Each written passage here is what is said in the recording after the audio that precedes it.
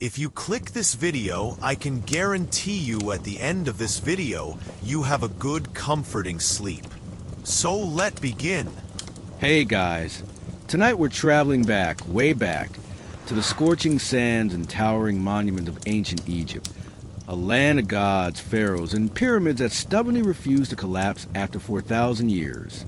It's a civilization known for its glorious tombs, cryptic hieroglyphs, and a truly unreasonable obsession with cats. But behind the polished stone and gold leaf, beyond the stories of Ramses and Cleopatra, was a much harder reality, a brutal one, because for the average person, especially if you were a slave, life wasn't painted in royal blue and gold. It was sunburnt, backbreaking, and full of sand in places sand should never go. So before we unearth this hidden truth, take a moment to like the video and subscribe.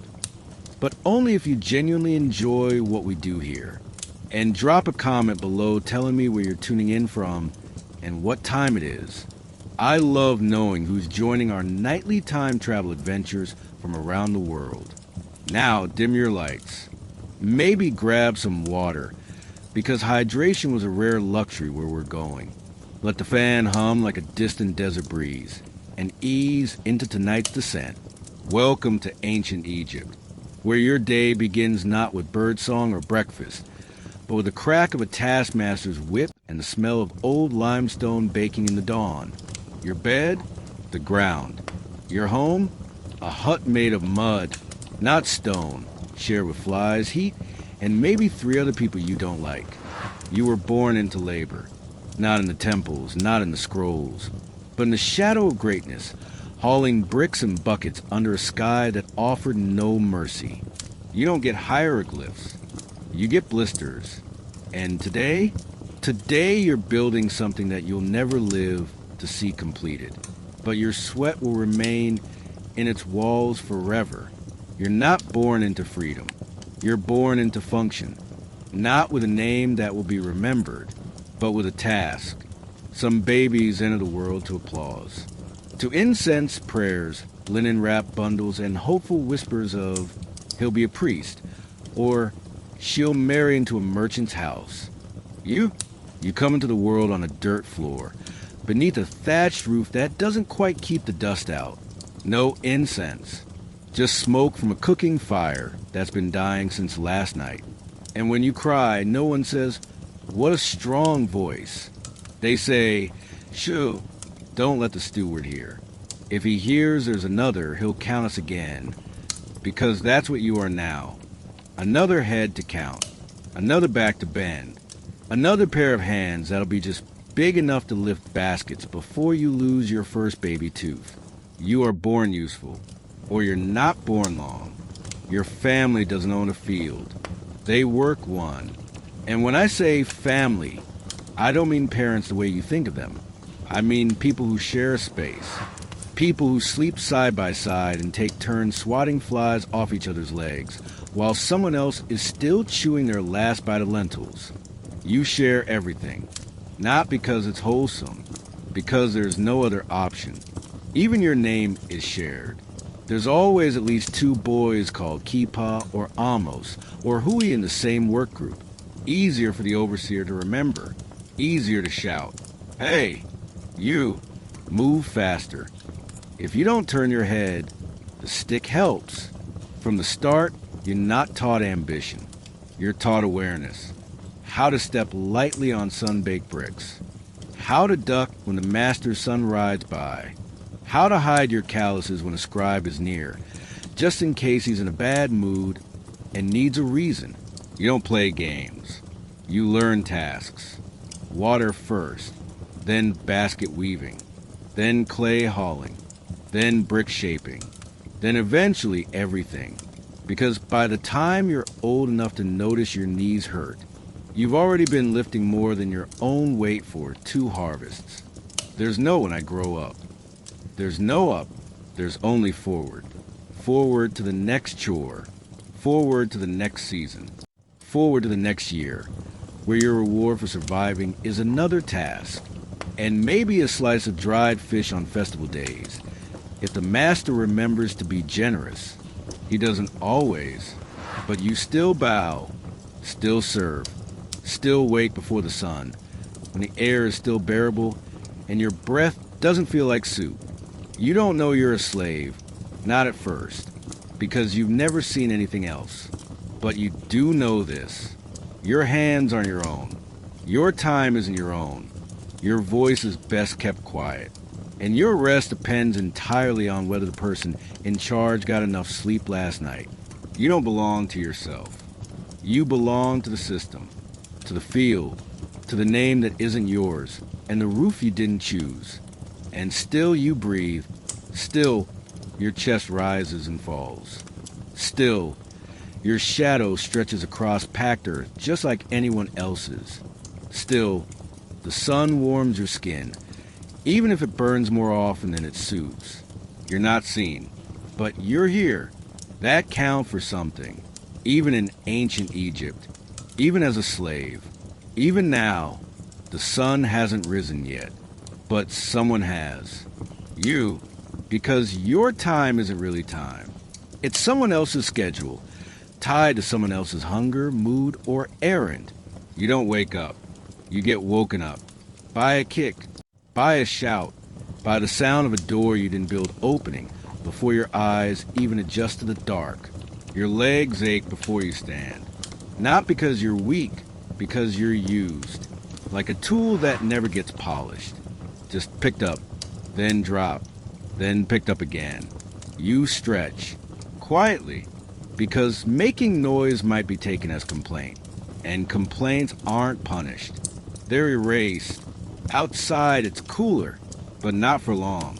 The Egyptian sun is patient. It waits, and then it climbs like a god that no one invited. Scorching bricks, backs, and baskets the same. You walk, carrying something. Always something. A jug, a basket, a message. Not your words, of course. Someone else's. You don't have messages. You just deliver them. If you're strong, you lift. If you're careful, you clean. If you're neither, you get sent to the river. And hope today isn't crocodile season. You carry tools you didn't make to repair walls you didn't break. For people who won't say thank you. And when you return, you get assigned something else. Because free time looks a lot like laziness. And laziness gets seen. And seen means remembered. And remembered is almost never a good thing. At midday you stop, not because it's allowed, because it's necessary. The heat wraps itself around you like wet linen left in the sun too long. You can't breathe it off. You just endure it. You find shade if there is any left. Or you don't. You sip water from a clay jug that's been touched by 6 other mouths today. It's warm. It smells faintly like yesterday. You drink it anyway. Food comes next, if it comes at all. A few bites of barley bread, maybe a boiled onion. Something soft and easy to swallow, without chewing too long. Because eating isn't rest. It's a pause between usefulness. You chew quickly, quietly. A breeze passes, and it feels like forgiveness. But it's not. It's just wind. Afternoon stretches long. And you do too. Bent at the waist, pulling, stacking, mending, hauling. You don't ask what time it is. Time is for people who own things. You just follow the shadows and the footsteps of whoever yells the loudest. You stop when they say stop. You leave when dismissed. And when dismissed, you bow, even if your spine is screaming. Evening comes like a rumor. Soft, slow, half-promised. The sun goes down, but your work doesn't always. Some tasks don't finish when the light does. They just get harder. You fumble with knots, trip over baskets, get barked at for not moving fast enough in the dark. Eventually, finally, there's a corner. A mat, a blanket if you're lucky, and silence. You lie there listening to insects, to breathing, to the groan of someone else settling into sleep nearby. You close your eyes. You don't dream. Not really. Just imagine maybe tomorrow you'll carry water instead of bricks. Maybe your name won't be forgotten again. Maybe no one will hit you. Maybe, but probably not. So you sleep instead, because tomorrow comes early. Congratulations. You don't just have a master. You have a deity with a payroll. Because in ancient Egypt, the man in charge isn't just in charge. He's divine, or that's what they say. The pharaoh doesn't just rule. He shines. He blesses the land, commands a flood, wears eyeliner better than anyone should. He's the son of gods, but also your employer. And somehow, you're expected to bow the same way, whether he's blessing the harvest or checking if the temple bricks are aligned. You don't understand it, but that's fine. You don't have to understand. You just have to nod. When the priests chant, you nod. When the stewards count, you nod. When someone points and says, "That way," you nod and go, even if that way is toward a mud pit, a stone quarry, or a festival where your only role is sweeping petals. If the pharaoh walks by, you don't look up. Looking up means you might be seen. Being seen means being noticed. Being noticed means being remembered. And that almost never ends well. The nobles are slightly less divine, but not by much. They wear gold. They ride in litters. They speak slowly, like time doesn't apply to them. They call you it, as in, move it. Tell it to bring water. Did it finish the sweeping? You are not he or she.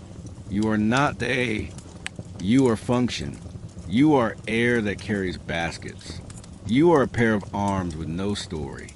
The people who rule you live in painted houses with stone floors and sandals with curled toes. They eat honey, real honey, with their fingers. You bring it to them, but don't touch it. Don't smell it. Don't let your shadow fall across it. That would be disrespectful. And if they're having a bad day, if the breeze was too warm, or the singer at dinner miss a note, you might get hit, not because you did anything wrong, just because you were close. You might serve a priest. That's better, in theory. They speak to gods. They wear white linen and carry incense. But you still carry bricks. Still fetch water. Still scrub floors that haven't been walked on, because the room is too holy for feet. Even theirs. But not yours. Your feet don't matter. You scrub anyway. You're always close to power, but never protected by it. You touch sacred things. You just don't get to be sacred. Your job is to hold the edge of the ritual cloth, to refill the oil lamp before it flickers, to stand behind a god statue and pretend you're not listening to the chant that sounds suspiciously like a grocery list. You stand still. You stand quiet. And when it's over, you bow to the silence. Then you clean up the mess. Being ruled by gods doesn't make life easier. It just makes disobedience worse. If you break a bowl, it's not clumsiness. It's sacrilege. If you drop a scroll, it's not a mistake. It's an offense to Ma'at, the balance of the universe. And if the balance is off, guess who gets blamed? Not the noble, not the priest, not the god in gold with the soft hands. No, the one who lit the lamp too slow, the one who coughed during the prayer, the one who was born beneath the linen. You. So you bow again, not because you believe, but because you've seen what happens to people who don't. You don't need a god to tell you that. You just need an overseer with a stick and a long memory. You've heard the stories, that the pyramids were built by aliens, or magicians, or an ancient construction union with dental. But none of those were true. It was built by hands, calloused hands, burned hands, cracked hands, hands like yours. You're not the architect. You're not even the builder. You're the mover, the hauler, the lifter, the one they call when the stone needs to get from over there to over here, without asking how. Your tools are basic. A wooden sled, a rope, and hope. Mostly hope. The blocks are bigger than you. Not metaphorically. Literally. You can stand next to one and still not see over it. You're told it's for eternity, that the pharaoh will rest here forever, that the gods will smile on the land once the last stone is set. You nod, not because you believe it, because it's easier than asking where your rest will be. You wake with the sun, or before. You gather with the others, dozens of you, maybe hundreds. Some were born here, some were taken here, but none of you get to leave. The overseers are on horseback. You're on foot. They shout. You don't, unless someone falls, unless someone's rope slips, unless the sled tips and someone's foot is under it. Then there's shouting, and it's not yours. You eat on the job, bread tucked in cloth, a jug of water if you're lucky. Sometimes, if someone important walks by, you pretend you're not eating, because pausing makes you look tired. And tired people are replaceable. The pyramid rises slowly, block by block, day by day. From a distance, it looks impressive. From beneath, it looks endless. Sometimes you wonder, who will walk these halls when it's done? Who will tell the stories? Who will say, yes, this was made by thousands of hands, each with names we never wrote down? No one. They'll talk about the pharaoh, the tomb, the stars carved into the ceiling. Not the man who hauled the corner block with a limp for 6 weeks straight. You don't get a monument. You get blisters. You don't get a statue. You get a scar with a rope burned through your shoulder. You don't get remembered. You get sent back for another load. There are stories carved into the walls. Gods with animal heads. Kings with gold crowns. Priests with staffs and perfect posture. No one carves you. No one sketches a sweat. The dust. The silent, nameless ones who stack greatness one stone at a time. But here's the thing. The pyramid stands because of you, not because of chance, not because of rulers, not because of divine right, because you pulled and stacked and didn't stop. That's your legacy. Not written, not remembered, but standing.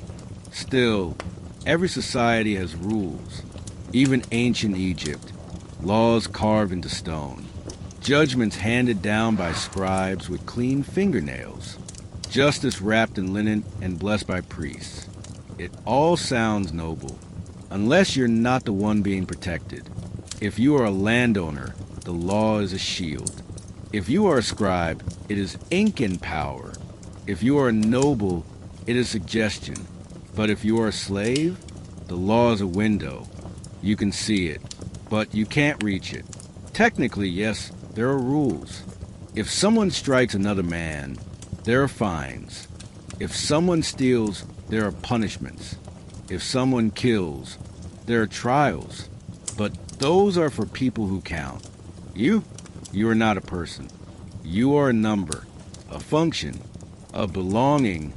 If someone hits you, that's not assault. It's correction. If someone starves you, that's not cruelty. That's budgeting.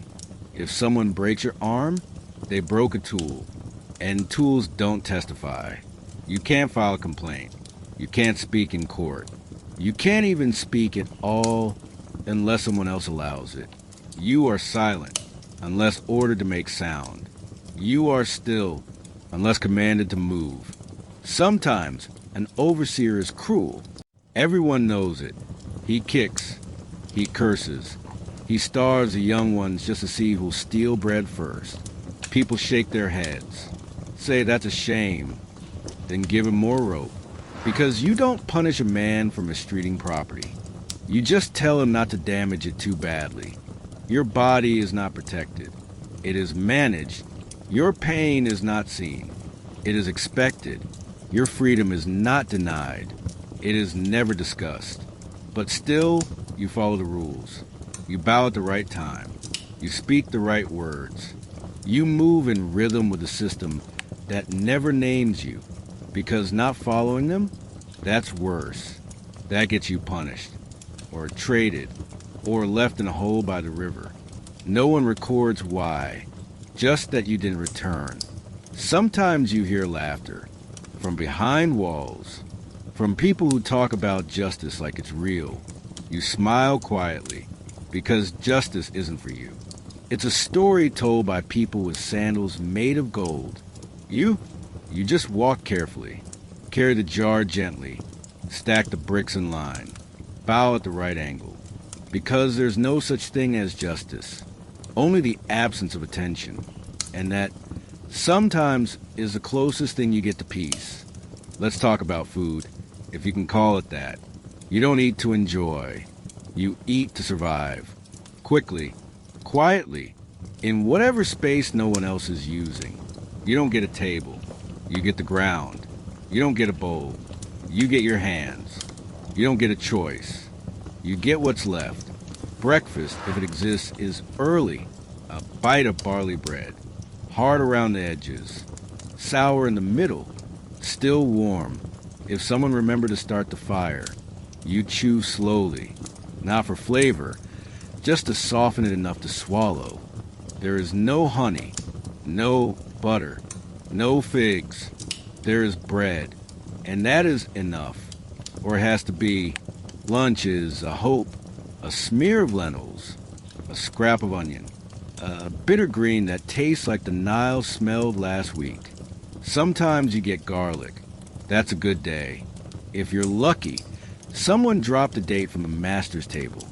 You eat it without looking at it, because looking makes it harder to pretend it's still food. You drink water.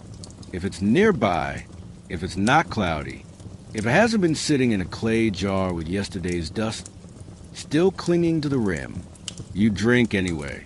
Thirst doesn't negotiate. No one asks what you're craving. No one says, "Did you eat yet?" You eat when you're told, or when no one's watching, or when the other slaves have already turned away, and the last crust is still sitting alone, like it forgot it wasn't yours. The food isn't hot. It isn't cold.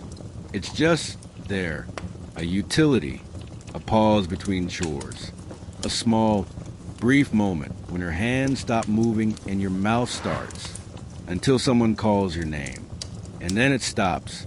You eat fast, because eating slow is suspicious. It looks like comfort, like indulgence, like something that belongs to people with leisure, and leisure is a luxury. You do not own luxuries. Dinner is a concept. Sometimes you get it. Sometimes a master's ox got loose, and you're in the field until nightfall. And when you return, there's a jug with a few crumbs floating in the bottom. You drink it anyway. You pretend the bitterness is on purpose. You say nothing. You don't overeat. You don't get full. You don't lean back and sigh after a meal. You just stop chewing. Wipe your fingers on your tunic. And stand up before someone tells you to. Because standing up before you're told, that's dangerous. But waiting too long, that's worse. So you eat what you're given, even when it's moldy, even when it's stale, even when it tastes like it was meant for something else and wasn't finished. You eat it, you swallow it, and you don't complain. Because you're not hungry. You're surviving. And that's close enough. Sleep isn't rest. It's a pause. A brief, quiet moment where your body gives up before your mind can. There's no bedroom, no door, no pillow, no privacy, just a space. And if you're lucky, something between your spine and the dirt. Your bed is made of things no one else wanted. Worn reeds, frayed cloth, maybe a mat that still smells faintly like last week's firewood. Sometimes it's soft. Usually it's not. But at least it's yours. For the few hours before morning begins again. You don't get sheets. You get layers. One beneath you, one over you, and a third, maybe, to wrap around your legs when the wind shifts wrong and the night turns colder than expected. You sleep in your work clothes. Because changing takes time, and time is for people who aren't already behind. You don't get silence. You get whispers. You get coughs. You get the sound of someone shifting beside you because the scratch in their foot won't stop itching. You get the creak of clay walls, the flap of reed doors, the occasional slap of a mosquito finding the only patch of skin you forgot to cover, and you get used to it. Eventually, there are others in the room, always others, sleeping close, breathing in patterns that never quite line up. Some talk in their sleep, some cry without waking. You don't ask why. Everyone has their own reasons, and no one needs more questions after sundown. Sometimes the night smells like oil and ash. Sometimes it smells like unwashed feet and dried blood. Sometimes, if you're lucky, it smells like nothing, and those are the good nights. Because when it smells like nothing, it almost feels like rest. You close your eyes, not because you're tired, because there's nothing else to look at. You face the wall, or the thatch ceiling, or the back of the person curled 2 feet in front of you, and you wait, not for dreams, just for the dark to carry you somewhere quieter. You dream, occasionally, but not of freedom, not of escape, not even of food. You dream of walking, of lifting, of carrying, of hearing your name called, and feeling your legs move before you've even fully woken. Even in sleep, your body obeys. And then it happens. A noise, a voice, the soft scrape of sandals on clay. Morning. Again. Too soon. You sit up slowly. Rub your eyes. Feel your back crack like it forgot how to be young. You stretch. Quietly. Always quietly. Because this isn't your space. It never was. It's borrowed. Like your time. Like your breath. Like your sleep. But you slept. Not well. Not deeply. But you slept. And sometimes that's enough. You don't talk about it. But you think about it. Not often. Not boldly. Just in the soft moments. When the work is done. When the light is fading. When the sky turns purple and the overseer's voice hasn't echoed for at least half an hour. That's when it comes. The thought, not a plan. Plans get people punished. Just a thought. What would it be like? To wake up because you wanted to. Not because someone shouted, or threw water, or kicked the corner of your sleeping mat on the way to feed the animals. Freedom. The word feels foreign in your mouth. Like honey when all you've known is ash. What does it mean? To sit when you're tired. To walk where you want. To keep what your hands make. You've never done that, but you've seen people who do. The scribe's apprentice. The baker's son. Even the stable boy who whistles when he works. Because no one has ever told him not to. They move differently. Like the ground belongs to them. Like they don't measure every breath. Sometimes you imagine a small house, just a hut, nothing fancy, one door, a roof that only leaks sometimes. You'd sweep it yourself, sleep without shoes, light a fire because you're cold, not because someone told you it was time to boil barley. In the fantasy, you eat slowly. You dip bread in oil, not because it's efficient, because it tastes good. You drink cool water, and no one asks where you got it. You hum while chewing, and no one tells you to stop. Maybe you'd have a name. A real one. Not the short one they bark when they're angry. Not the nickname that stuck, because it was easier for them to remember. But a name that feels right in your own mouth. One you'd write, if you could write. You wouldn't do much. That's the dream. Not to own land. Not to command others. Just to stop, to sit down when your knees say enough, to close your eyes in the sun without looking over your shoulder, to breathe without permission. But then someone calls. Someone always calls. And the rope in your hand reminds you. The weight on your back reminds you. The dust in your nose reminds you. You're not free. You're not allowed to dream. You're allowed to work. Allowed to obey, allowed to survive. And sometimes, when no one's looking, allowed to imagine. Just a little. Not too much. Just enough to keep moving. And so you do. You keep moving. Because of fantasy, it's soft. But it's not real.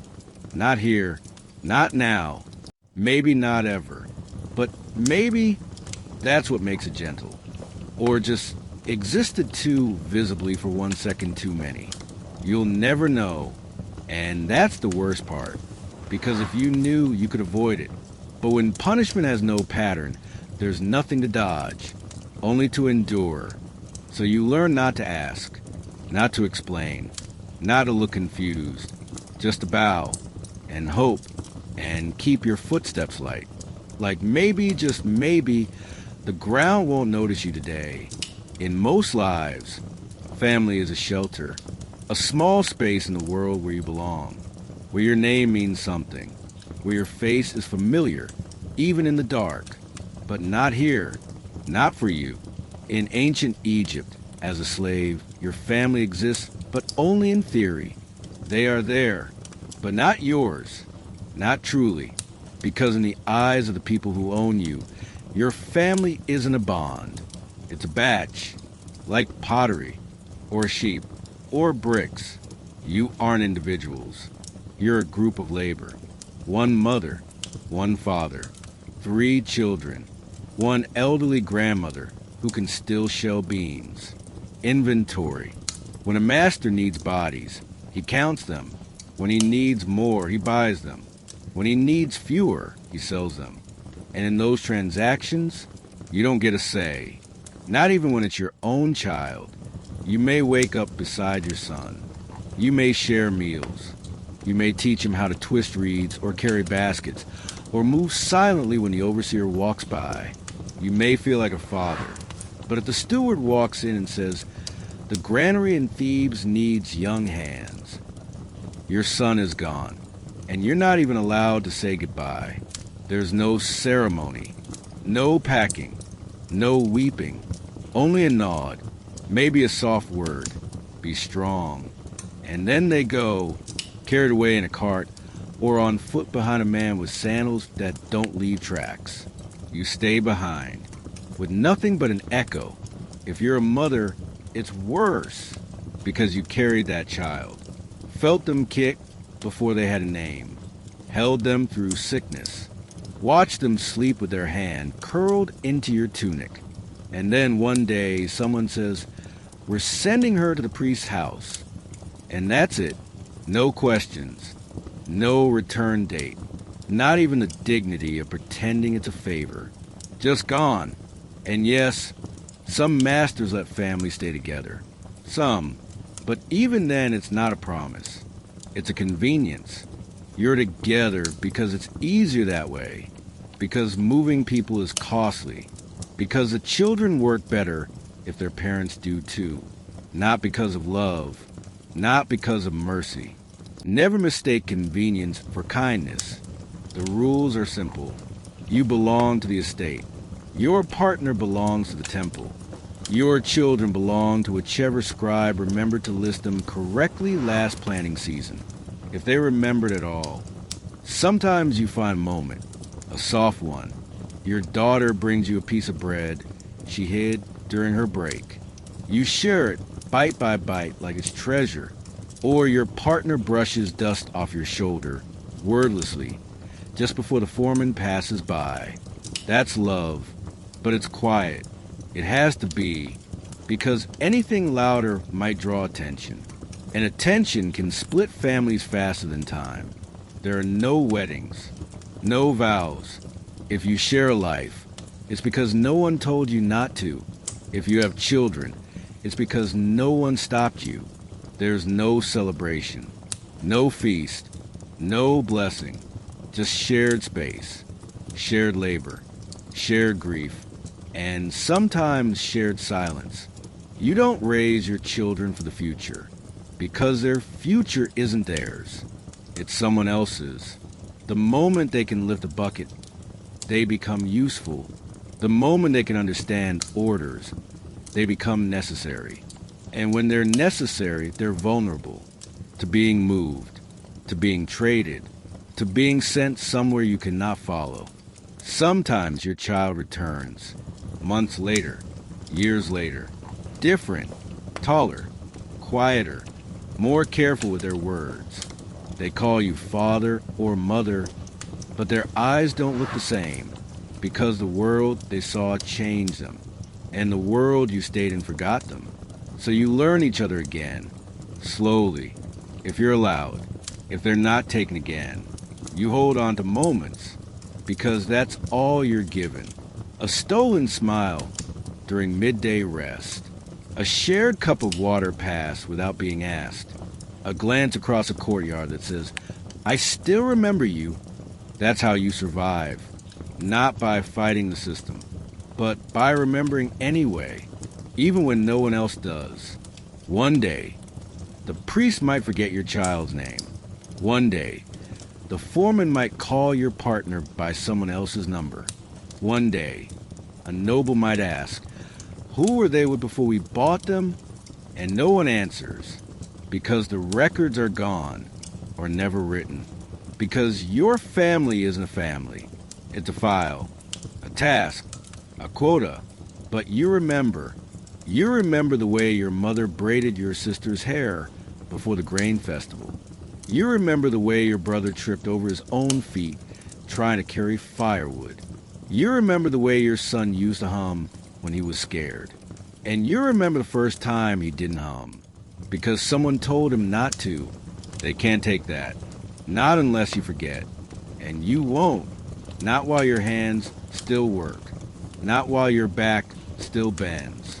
Not while your name, even if no one says it, still echoes in someone else's blood.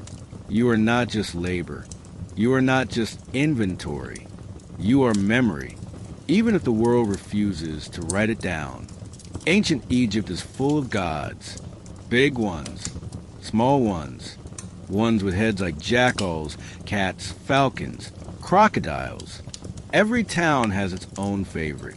Every profession its own protector. Even doorways, harvests, and dreams of someone divine assigned to them. You hear the names every day. Ra, Osiris, Horus, Anubis, Thoth, Baatet, Hathor. So many gods, so many eyes, but none of them seem to blink in your direction. You see the priests walk past in perfect linen. They chant, they burn incense, they sprinkle sacred water on walls you'll be ordered to scrub clean tomorrow. They carry amulets, they draw symbols, they claim the gods are watching. And maybe they are, but if they're watching, they're doing it from very far away. When a noble wins a trial, they say might prevailed. When a field grows rich grain, they say happy has blessed us. When a child is born healthy, they say thank the gods. And when you break a pot, trip over a rope, or get beaten for moving too slowly, no one blames the gods. They blame you. You're told the gods love order, balance, Ma'at, the cosmic law that keeps everything in place. They say the king rules in the name of Ma'at. They say the scribes copy its truth. They say even the stars obey it. And you carry bricks in the heat, watching the stars fade into day, hoping Ma'at notices. There's a temple. You've seen it. Stone walls, cool and painted inside. Statues so still they feel alive. Offerings laid at their feet. Flowers, wine, carved bread, copper rings. You've never been past the second column. You sweep there sometimes. Keep your eyes low. Feel the difference in the air, like it belongs to people with time. And clean hands. Sometimes you're told to prepare offerings. You bake the bread, even if you never get to eat it. You carry the water, even if your mouth is dry. You dust the idols, even if you don't understand the prayers being whispered over them. And when the priests are done, they walk away in silence. You stay behind. You clean again. And you wonder what it feels like to ask something of God and expect an answer. You have your own prayers. Quiet ones. You don't chant. You don't write them down. You wouldn't even call them prayers. Really, just thoughts. Soft, desperate thoughts. Please let him forget to count me today. Please let my child stay close to home. Please let this will not break. They're not grand. They're not poetic. They're survival. You've heard that gods reward devotion, that if you live rightly, the afterlife will welcome you. The field of reeds, a place where the soil is soft, the breeze is gentle, the grain tall, and no one shouts. No overseers. No hunger. No fear. Just peace. It sounds impossible. But so does sleep some days. You do the rituals when you can. A coin tucked into a wall crack. A whispered name. A finger traced through dust in the shape of an ankh when no one's watching. It's not ceremony. It's not sacred. But it's something. Something to remind you that even if the gods don't answer, they're still there. Maybe you've heard stories of miracles. Statues that wept. Dreams that warned. Offerings that were answered. But you've also seen bruises fade slowly. And watched loved ones disappear without justice. And listen for thunder that never came. So you don't expect miracles. You just try not to lose the habit of hope. Faith isn't free. It costs you time, focus, energy you don't have to spare. But you still find yourself looking up at the sky sometimes. Not for signs, just for space. Something wider than this hut, this field, this body. Something that doesn't belong to your master. There are gods who are said to protect the poor. Tauret, goddess of childbirth. Bes, who wards off evil. Even Isis, mother of magic. You think about them sometimes. When your child is sick, when someone disappears, when you feel the wind shift and hope it means the season will be gentle. You think about them like old stories. Kind ones. Not helpful, maybe, but kind. The scribes will never carve your prayers. No temple will bear your name. No offering table will list you among the honored. But if the gods are real, surely someone is watching. And maybe one day, after your hands no longer hurt, after your feet stop walking, after your name has faded even from memory, maybe your soul will stand in front of the scales, and your heart, light with truth, will tip the balance. And maybe then, someone will finally say your name, kindly, out loud, just once. Until then, you pray silently, work quietly, hope gently, because even if the gods don't intervene, maybe they still see, and sometimes being seen is the closest thing you'll ever get to being saved. Love in your life is not a ceremony, it's not a celebration, not flowers, not feasts, not a priest blessing your union, while incense curls through the air. No musicians, no chants, no new home to share and decorate together. Love for you is quieter, or maybe quieter isn't the right word. It's hidden. You might find someone who works beside you, someone who eats the same bread, washes in the same river, sleeps under the same patchwork roof. You trade glances, you share food, you brush hands in the dark, not on purpose, but not entirely by accident. And if you're careful, it becomes something more. Not a marriage, not officially, just an understanding. A thread drawn between two people who don't own much, but might own this, except you don't, because you don't own yourself. So how can you own your love? Slaves don't get marriages. They get pairings, temporary arrangements, often encouraged by the steward, because bonded workers are less likely to run, because children make you easier to track, harder to move, more invested in staying alive. You don't propose. No one asks. One day you're told, you'll sleep here now, or she's assigned to your hut, and you nod, because nodding is easier than asking if she wanted it to. Sometimes it works. You smile. You speak softly in the evening. You share a mat. You whisper stories while the others sleep. And it feels like love. Not in the way songs describe it, but in the way silence feels less heavy when someone else is breathing next to you. Other times, it doesn't work. Sometimes the person beside you has their own pain, their own silence, their own scars. Sometimes they don't speak, or sleep, or look at you at all. And still, you're paired.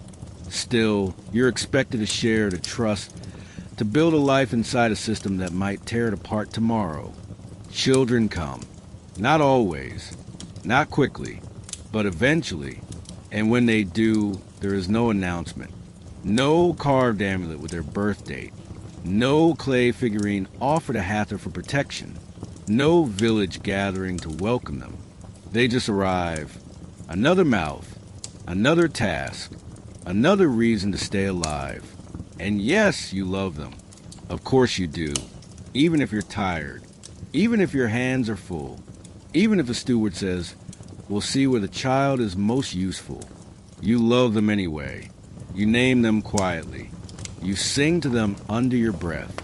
You count their toes and whisper stories of gods who protect the smallest, just in case one of those gods is still listening. But the child isn't yours. Not officially. Not legally. They belong to the household. Like a broom. Like a goat. Like you. And when they grow older, they'll be assigned too. Just like you were. The steward might say, "She's ready now."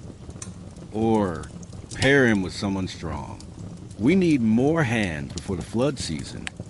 And it begins again. A loop of names, of bodies, of quiet, unsanctioned love passed hand to hand like smuggled bread.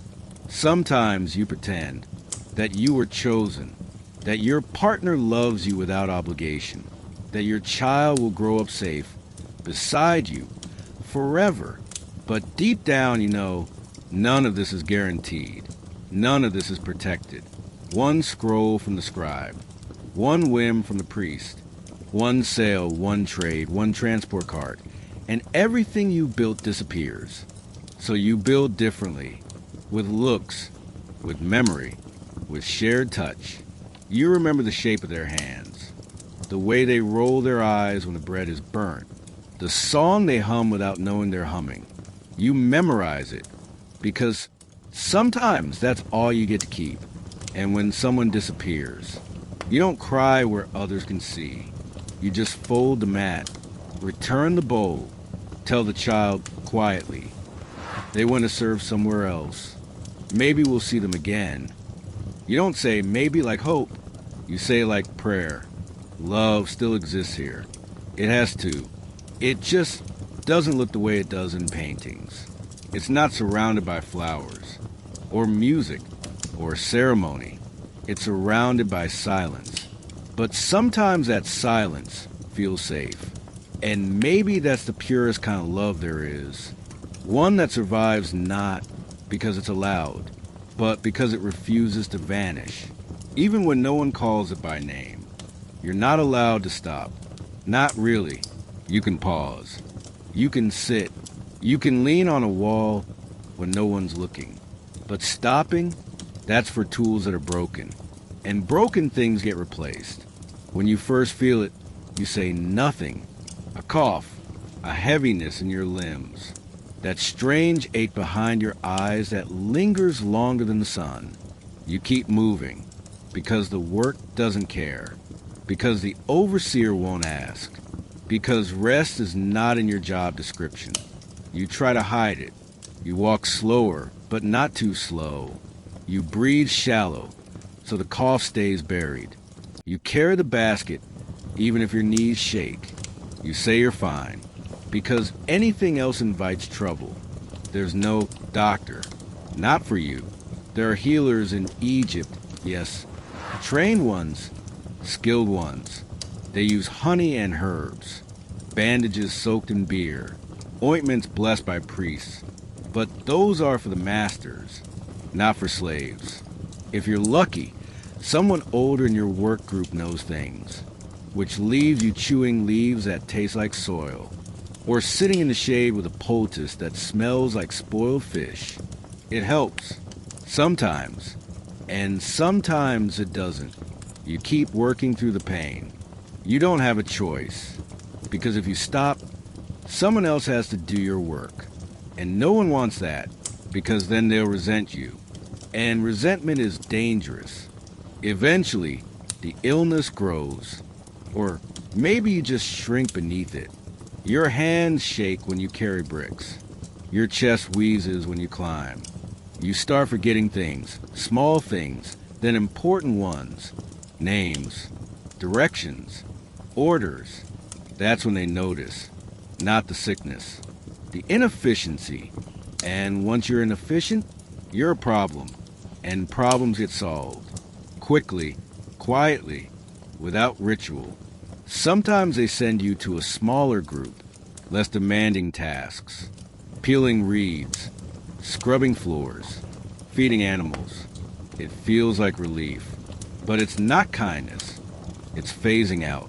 If you recover, you return to the line. But if you don't, you're removed, not buried with rites, not honored with ceremony, not washed and perfumed and sent gently to Osiris. You're wrapped in cloth, carried on a plank, dropped into a pit, if there's time. If not, you wait, beside the wall, in the sun, until someone's free to deal with you. There are no tears, not openly. Maybe someone mutters your name. Maybe a friend saves a smoother stone from your work pile. Maybe someone lights a lamp for you in the temple, even if they're not supposed to.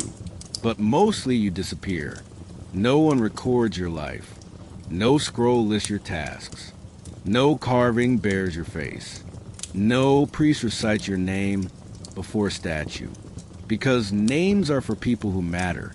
And the sick stop mattering. And yet you keep going. You keep showing up. Even when your body says no. Even when your bones ask for mercy. Even when the fever turns the sky into soup. Because if you keep going, maybe they won't notice. Maybe they'll give you one more day. One more bowl of bread. One more chance to rest before the sun rises again. One more chance to live like you're not breaking. So you keep breathing. Keep moving. Keep bending, lifting, carrying. Because as long as you're useful, you exist. And for now, that's enough. Death comes for everyone. Even here. Even now. Even in a land of gold and gods and eternal monuments. But not all deaths are equal. And not all bodies are remembered. When nobles die, it's a performance. Chants. Wailing. Perfumed oils poured over perfect linen.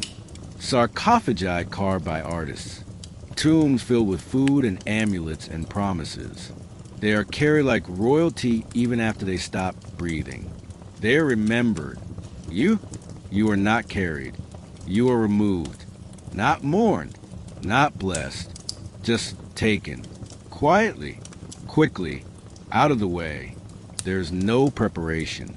No cleansing ritual. No priest whispering sacred words over your name. No coin pressed to your lips for the ferryman. Just a body that stopped working. And space that needs clearing. You might be wrapped if there's time. If someone still cares. If the workday isn't too busy.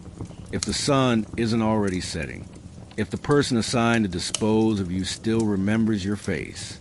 There's no tomb. There's no marker. You don't get a pyramid. Or even a headstone. You get dirt.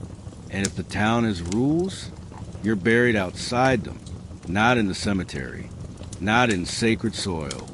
Beyond the edge of consecrated ground. Where the dogs dig. Where the wind forgets to blow. Where the gods don't always watch. Sometimes they dig a hole. Sometimes they don't bother. Sometimes they stack you with others. Not out of cruelty, just convenience. Because time is short. Because workers are few. Because your death didn't come with a scroll. Your name, if it was known, fades quickly. No one repeats it. No one etches it in stone. No one adds it to the temple records. You are not a late beloved.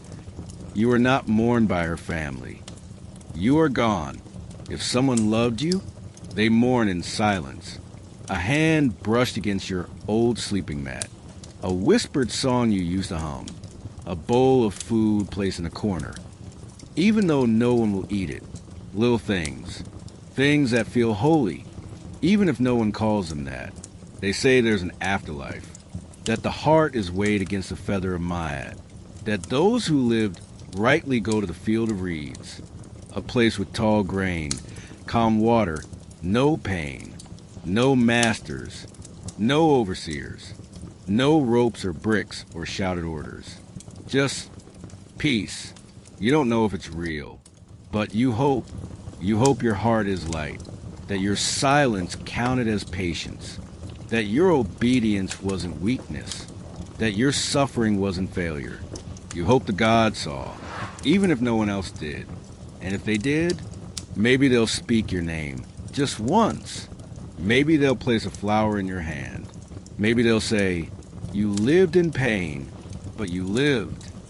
And maybe that's enough, because even if your body is forgotten, even if your grave is shallow, even if the earth doesn't remember where you lay, maybe something deeper does. Maybe you do, and maybe after everything, that's where eternity begins. He doesn't have a name, not one you say out loud, not one you use unless someone else says it first.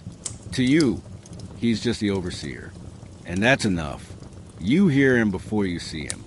The slap of sandals, the creak of leather, the stick tapping rhythmically against his leg, like it's impatient even when he isn't. You don't look up. You just work faster, because he doesn't like eye contact, or hesitation, or anything that looks too thoughtful. He doesn't shout all the time. That would be too easy. Sometimes he's quiet, watches, counts, walks behind you without a word, like a shadow with callous hands. And it's that silence that scares you more than noise ever could. You don't know much about him, where he sleeps, what he believes, if he has a family. You only know what matters. He decides who eats early. He decides who rests late. He decides who's punished and who just gets a warning. He doesn't swing a whip every day, but it's always there, tied to his belt, coiled like a question no one wants answered. And that's enough. Just the sight of it, the idea of it, enough to make hands move faster, enough to make mouths stay shut. Sometimes he tells jokes. You laugh, not because they're funny, because they're his. Because laughter means I'm not a threat. Laughter means, I heard you, sir. Laughter means, please don't look at me longer than you have to. He knows your name. Maybe not the right one, but a version of it. And that name carries weight. When he says it gently, you relax just a little. When he says it sharply, your stomach tightens. And when he doesn't say it at all, you wonder if he's forgotten you, or if you've disappointed him, or if you're next.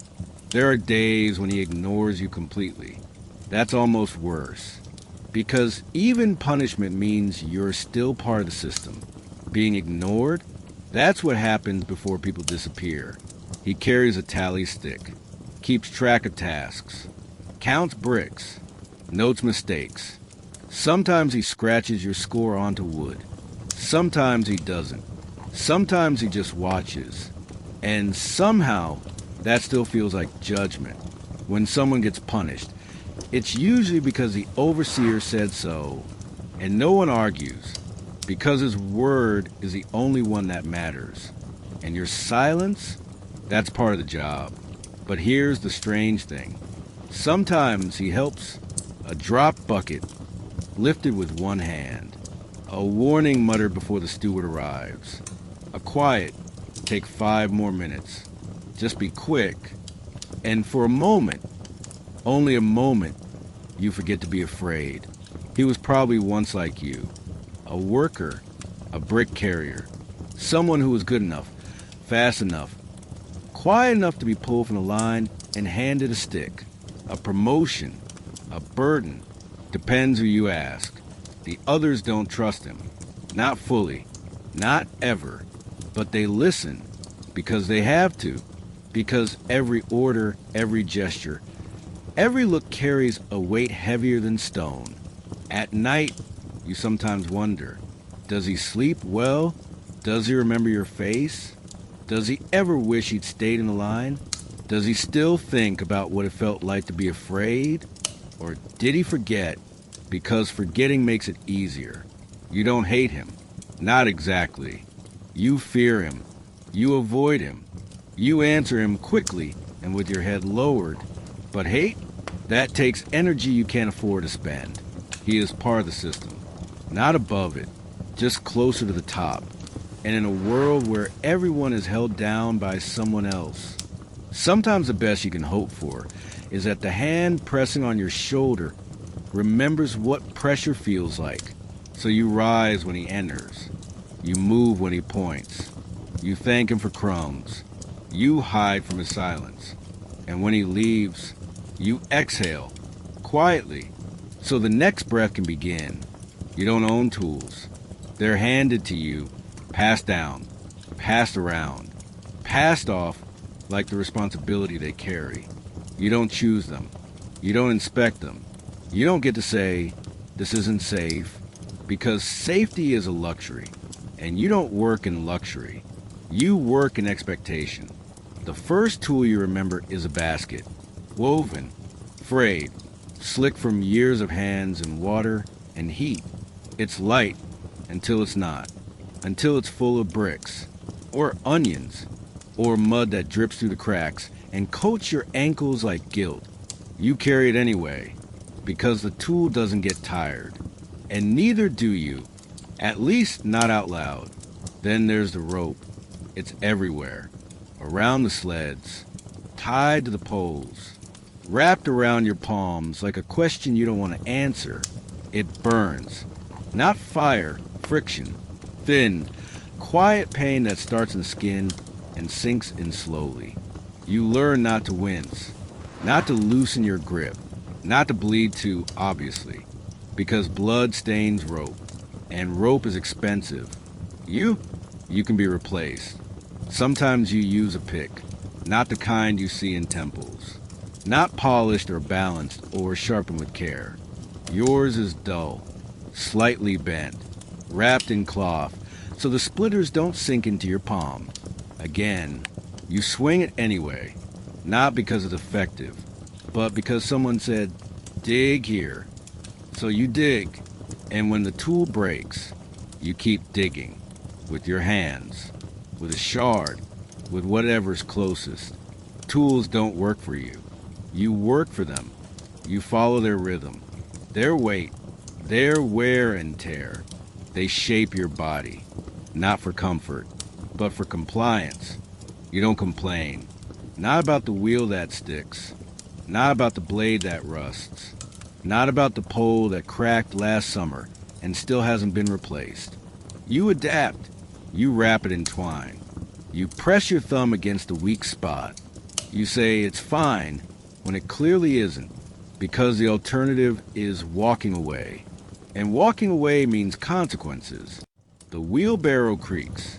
The cart sways. The handles dig into your collarbone every time you turn. You learn to lean a certain way. Balance your shoulder just so. Keep your fingers tucked in so they don't get crushed again. The last time you lost a nail, no one noticed, not even you, until later, when your hand wouldn't close and the wound started to smell. They give you a cloth to wipe sweat, but it's scratchy, stiff, soaked from yesterday. Still, it's better than nothing.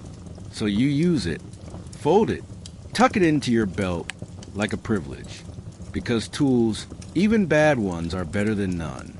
And no one wants to be the one asking for something better. There are words for how the tools work. Scribes know them. Terms, measurements, techniques passed down on papyrus in rooms with shade and ink. You don't use those words. You say, this part here, the heavy side, the grip that hurts. Because no one taught you the right language. And even if they had, you wouldn't have time to use it. Sometimes the tool slips, the weight shifts, you drop it, you hear it crack against the stone. You wait for the shout. It always comes. Because broken tools cost money. And broken people, they just get replaced. So you apologize. Even if it wasn't your fault. Even if the wood was rotten. Even if the rope was already frayed when they handed it to you. There are tools made of metal. Rare. Valuable. You see them in the hands of the scribes. The priests. The noble stewards. Sharp blades. Clean edges. Objects that shine, even in shade. You don't touch them. You carry them. Sometimes, but not for your own use. For theirs. They keep the good tools locked up. They say it's for safekeeping. You know the truth. It's for separation. Because tools are only trusted when they're in the right hands. And yours? Yours are not the right hands. You look down at your own fingers. Calloused. Split. A nail gone. A scar curled into skin like an old river bend. Your hands look like tools themselves. Worn. Functional. Unspoken for. And maybe they are, because even when you're not holding anything, you're still working. One day, someone hands you a new tool. Not brand new, just new to you. The handle fits wrong. The blade wobbles. The whole thing feels cursed. You use it anyway, because that's what you do. You make the best of bad things. Because waiting for good things never worked. Not here, not in this life. But sometimes, just sometimes, the tool feels right. The basket sits easily against your hip. The rope holds. The shovel bites the dirt like it was meant to. And in those moments, you feel something close to relief. Not joy, not peace, just less pain. And here, that's enough. The sound arrives before you expect it.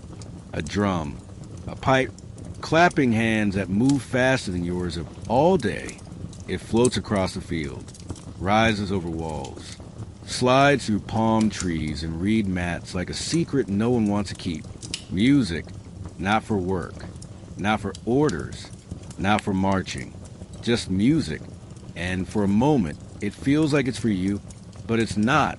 You pause, just for a breath, just long enough to recognize the rhythm, the way it makes your body want to lean, to sway, to feel something other than dirt and dust.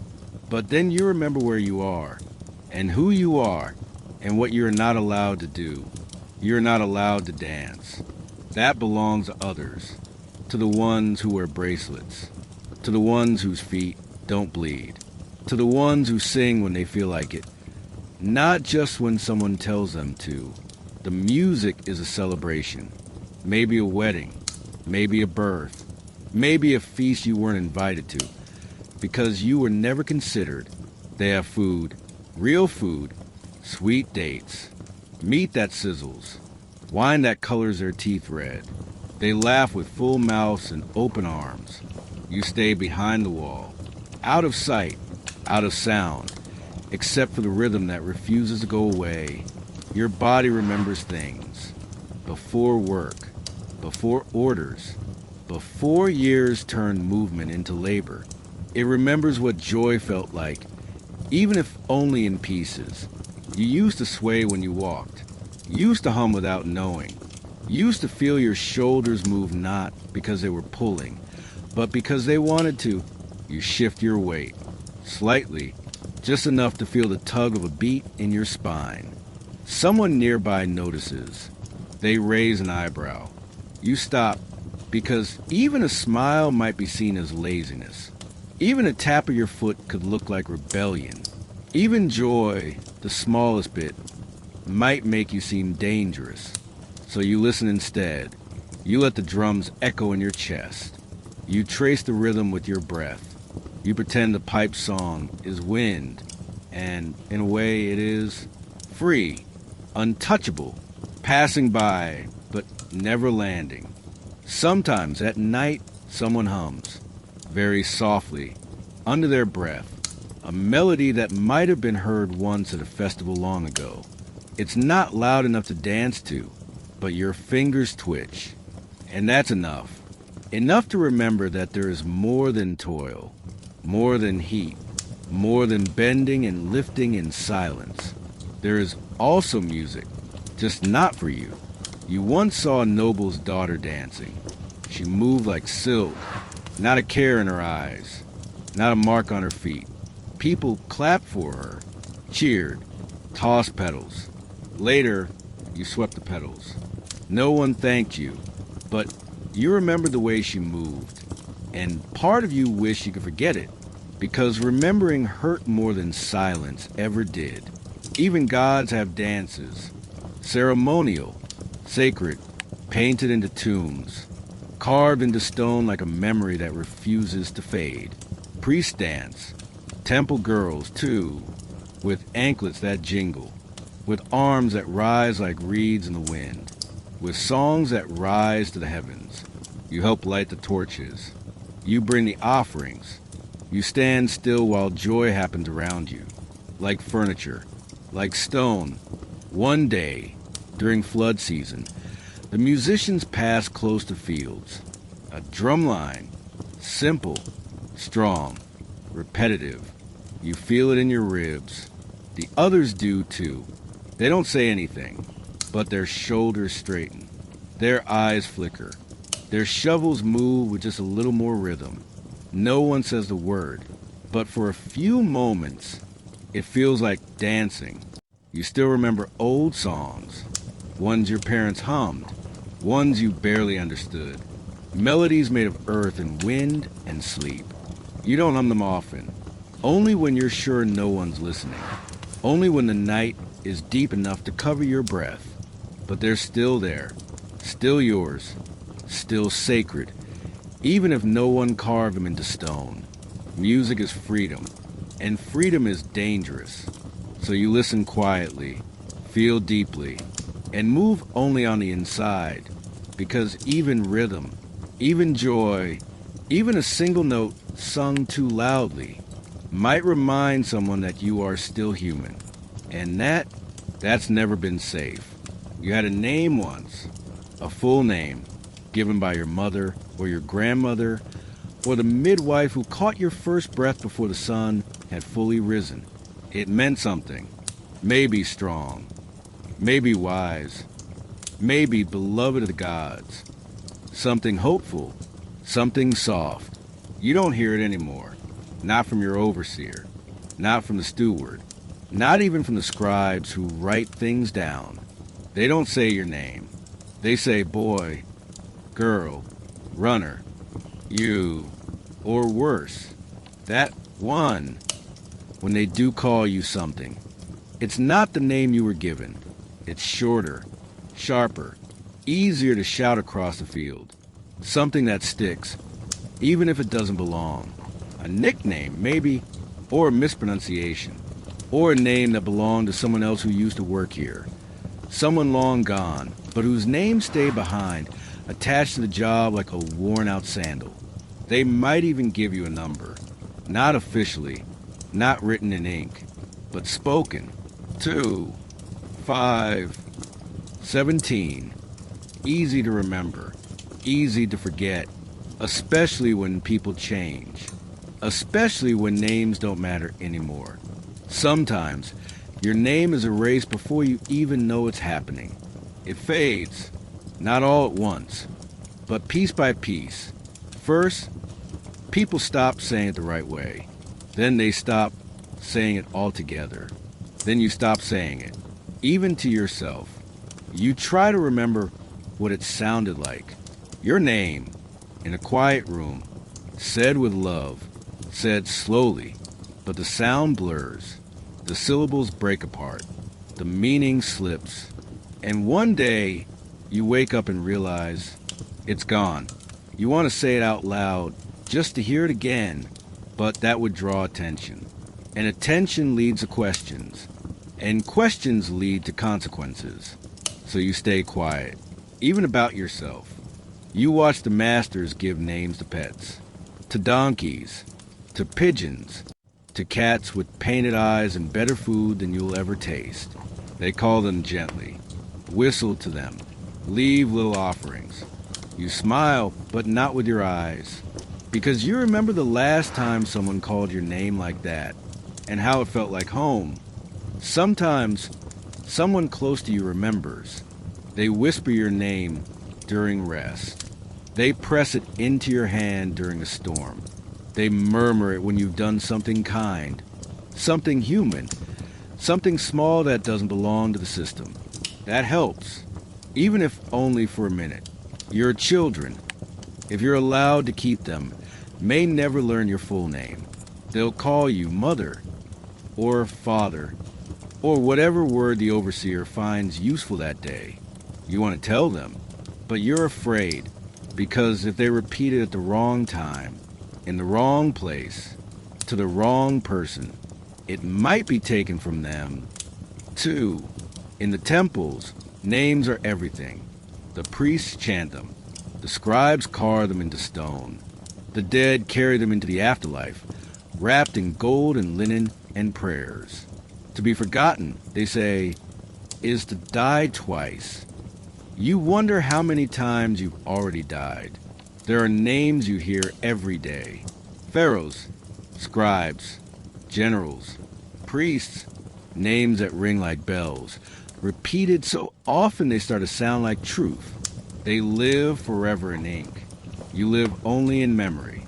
And memory, here, is fragile. Sometimes you give yourself a name, just in your mind. A name that fits.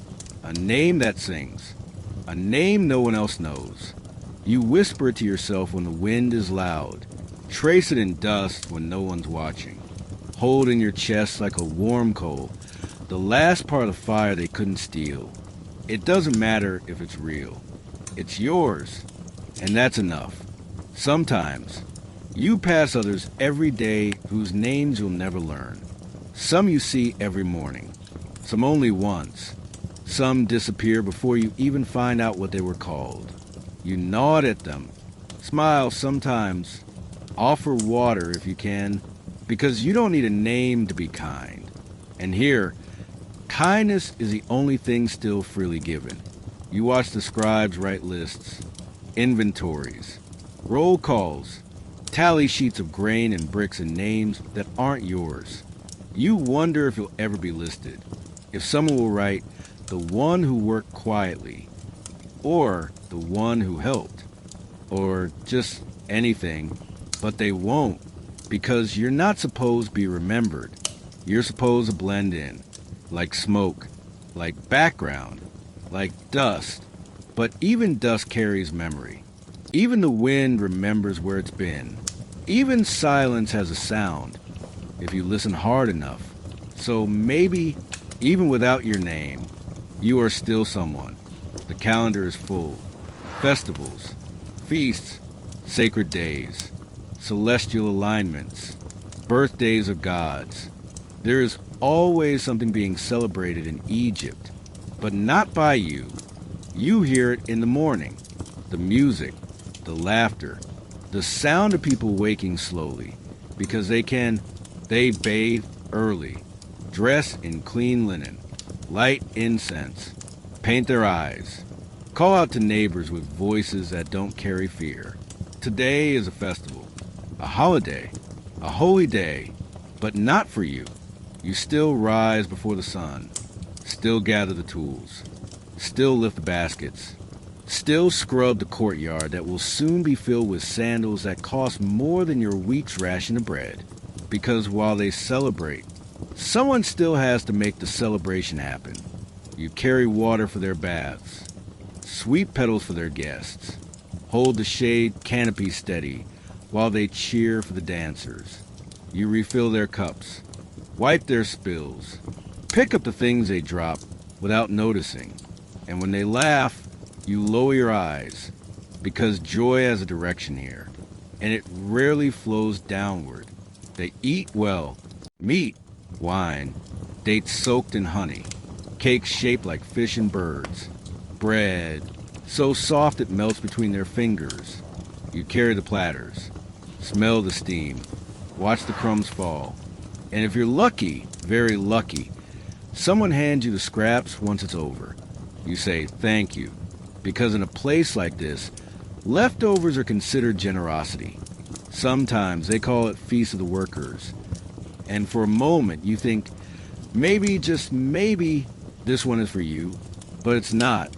It's for the scribes, the skilled, the ones whose hands don't bleed when they write. They hand out wine.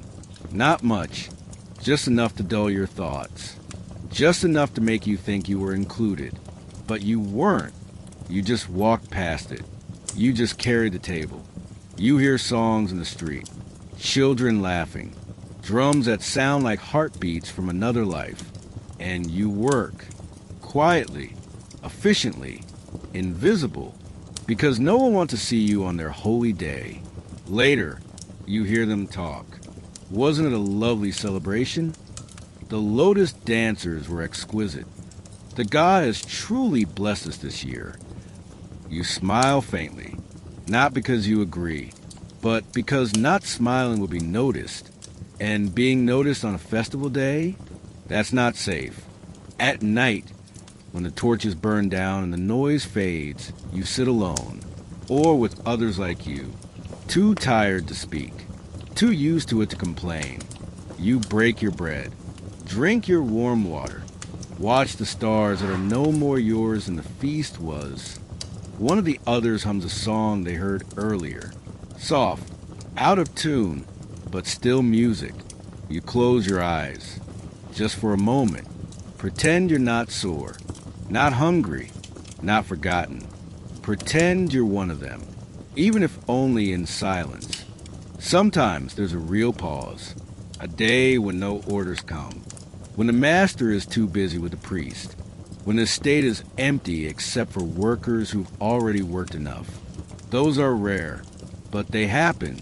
You sit by the wall, share lentils with someone kind, tell stories in low voices. It's not a holiday, but it's close. And close is often the best you get. Close to full, close to rested, close to remembered. You take what you can, because waiting for more is a kind of hunger. And hunger doesn't rest, not even on holy days. They say no one escapes. Not really. Not from the Nile, not from the fields, not from the hot, dry air that clings to your skin like obligation. Egypt is long, Egypt is wide, and the reach of power stretches farther than your feet ever could. But still, someone always dreams it. Someone always whispers it. Someone always wonders, what if I just walked away? It usually starts small, a glance toward the horizon, a day when no one's watching too closely, a moment when the rope doesn't pull and the shouting stops, just long enough for the wind to whisper something your body hasn't heard in years. Freedom. You don't think about rebellion. You don't think about knives or fires or breaking down walls. You think about walking. Just that. A step, then another, until the world behind you grows smaller than the breath in your chest. You imagine it at night, when your body is still and your mind can finally move. You picture the edge of the desert, the line where sand stops being work and starts being sky. You imagine hiding beneath the reeds, moving by moonlight, crossing the dunes without leaving tracks. You imagine it so clearly that your feet twitch in your sleep. In the dream, you find water, always water, a clear stream that never runs dry, a palm grove with shade deep enough to forget everything that ever burned you, a woman who shares bread without asking for anything in return, a man who says your name, your real name, like it was carved into the air for the first time, and no one knows you're a slave. You're just someone. That's the best part of the dream. In the morning, it fades. The heat returns. The rope finds your shoulder again. The work begins before your eyes can adjust to the light. And the dream slips away, soft like smoke, like mercy. No one talks about running. Not openly. It's too dangerous. But now and then, you hear a rumor. Did you hear? One of the Nubians vanished during flood season. They say he reached the sea. She slipped away during the music festival, dressed like a temple dancer. He hid in a trader's cart, didn't come back after the last grain count. You pretend not to listen, but you memorize the stories, because someday you might need them. You don't know if they're true. Maybe they are. Maybe they're not. But truth isn't the point. The point is that someone believed they could leave. And believing is its own kind of freedom. You watch birds. A lot. Not because you're lazy. Not because you're idle. But because they can go. They rise when they want. Dip and turn and disappear over rooftops without anyone shouting after them. No permission. No task. No schedule. You envy that. Even pigeons look noble when they're above you. You once asked the scribe, "Do birds know they're free?" He laughed, not unkindly, just surprised you were even thinking about it. You laughed too, but quietly, because maybe birds don't know. But you do. You know what it means to be not free. And that's enough to imagine the opposite.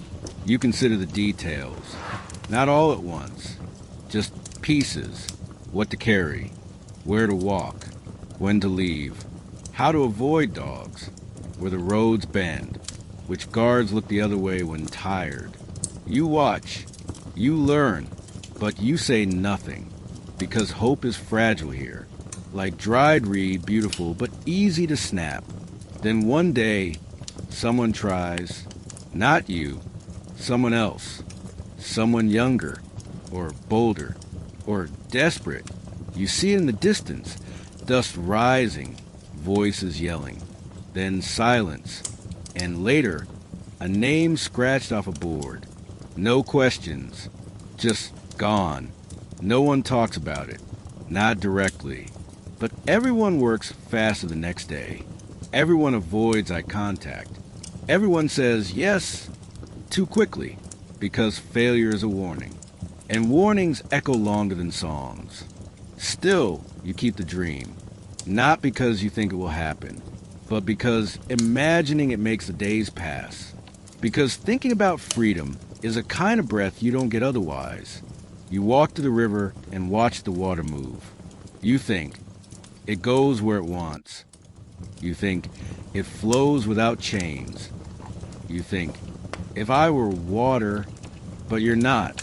You're still here, still lifting, still bowing, still breathing someone else's rhythm.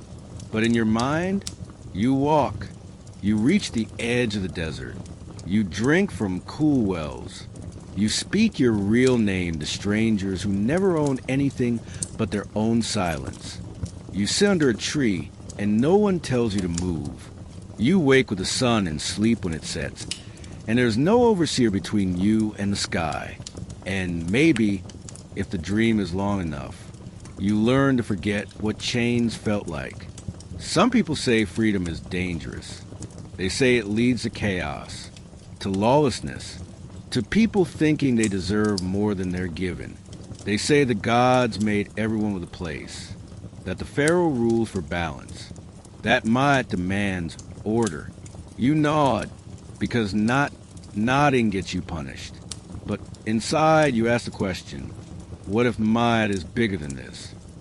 What if the order the gods want includes you standing up? You never run, not in the end. Too many eyes, too many ropes, too much risk. And something worse than being enslaved is being caught trying to escape it. But you keep walking in your head. You keep building the path, step by step. Not because it leads anywhere, but because it makes the day feel lighter. And some days, that's the only kind of flight that matters. And if someday someone runs again, if they vanish before morning, if the fields echo a little quieter that day, you smile to yourself because someone else dreamed, too. And maybe this time, maybe they made it. You made it through another day, not because you were brave, Not because you were lucky, not because the gods favored you or the master forgot your name. You made it because you moved, because you bent your knees when the work got heavy, because you lowered your eyes when the voices rose, because you knew how to breathe quietly and how to listen even when no one spoke. You weren't meant to be remembered, not by name, not by record, not by statue. You were never carved in gold, never written into scrolls, never buried in a tomb with songs and wine. But still, you're here. The wind has passed over your skin. The sun has painted your back in bronze. The earth has felt your weight, your footsteps, your sweat. And those things remember, even if the scribes don't, even if the stones don't bear your image, even if your shadow was the only part of you that ever stretched freely. You've seen seasons change, flood, harvest, heat, rest, though never long. You've seen new overseers come and go, heard new names shouted across fields, watched children become workers, watched the strong become silent, and through it all, you stayed. Maybe your body is tired now. Maybe your knees ache more than usual. Maybe your breath catches when you rise. Maybe your dreams come slower, or not at all. That's okay. Even stone wears down eventually. Even pyramids crumble if given enough time. But you're not carved. You're something else. Something softer. Something that bends without breaking. Something that holds warmth even when the fire is gone. You are persistence, wrapped in skin. And yes, you cried. Not loudly, not recently, not in front of others. But you've cried for your child, for your lost name, for the food that never came, for the song that disappeared before you could hum it a second time. You cried quietly, so no one would have to carry your sadness, so it wouldn't be used against you, so it could pass like smoke into the night. Some days you laughed, small laughs, the kind that slip out sideways, the kind that sound like breathing, the kind that don't echo, but still matter, because laughter is a kind of resistance, a way of saying, I'm still human. Even now, you've been so many things, a tool, a number, a burden, a pair of hands, but also a friend, a helper, a singer of quiet songs, a witness to life, even when it was dim and heavy and hard. You weren't free, but you were present. You weren't remembered, but you were real. You weren't honored, but you mattered, even if no one ever said it. And now it's night. The fire is low. The voices have faded. The stars are blinking open like ancient eyes, ones that never judge, only watch. Your work is done for now, not finished, just paused. That's all you've ever had. Moments between labor. But this moment, this one is yours. Lie down. Let the mat cradle your back. Let your eyes soften. Let the ache in your bones drift into the floor and disappear. There is nothing to carry right now. No one calling your name. No one waiting for you to move.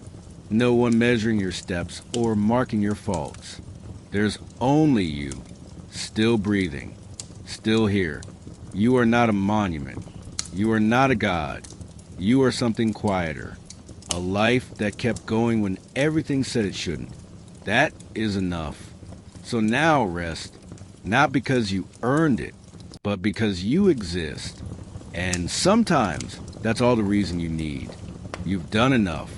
Today, this year, this life, you've carried what you were told to carry. You've walked where you were told to walk. You've bent your head when the sky felt too close. And now, you're here, lying still. Or maybe you're nowhere at all. Not lost. Not gone. Just beyond the need to be useful. The voice in your head, the one that kept track of orders, of danger, of who to obey, and when it's quiet now, you don't need it. Not here. Here, nothing is expected of you. Here, no one is waiting. And if they are, they can wait, because you are resting, and resting is sacred. Let each part of your body sink. First your feet, then your legs, your hips, your shoulders, your arms, your jaw, your eyelids. Let them grow heavy. Let them drift. Let them disappear one by one into comfort. You are not broken. You are not lost. You are not forgotten. You are tired, and tired people deserve rest. The world will keep turning. The sun will rise. The Nile will swell. The temples will chant. The fields will wait. But none of that concerns you right now, because this moment, this still, silent, sacred moment, it is yours. No one can take it. Not the gods, not the scribes, not the kings who built pyramids taller than memory. Even they sleep eventually. Even they close their eyes. So why not you? Sleep. Let the breath slow. Let the thoughts dim. Let the memory of labor fade like footprints in wind-blown sand. Sleep like the story is over. Sleep like you've arrived. Sleep like no one will wake you. And if you dream, let it be simple. A warm place. A full bowl. A name. Softly spoken by someone who means it. That's enough. That's always been enough. Good night. You are still. You are safe. You are seen, even if only here. Even if only now. Sleep. Let it take you. You've done enough. You are enough. Still. Always. So, that was your life. A name half remembered. A body half fed. A day half rested. But somehow, you made it. You carried stones. You lit torches. You served gods who never spoke your name. You worked. You bent. You stayed. And that, in this world, that was everything. They won't write your story in ink. They won't carve your face into limestone. But the dirt remembers where you stepped. The wind remembers your breath. The stars remember where you lay down at night and didn't get up until morning. And now here you are, still, quiet, far from the field, far from the rope, far from the name someone else gave you. Just breath, just dark, just rest. So sleep now. You earn nothing, but you still deserve peace. Because even slaves dream.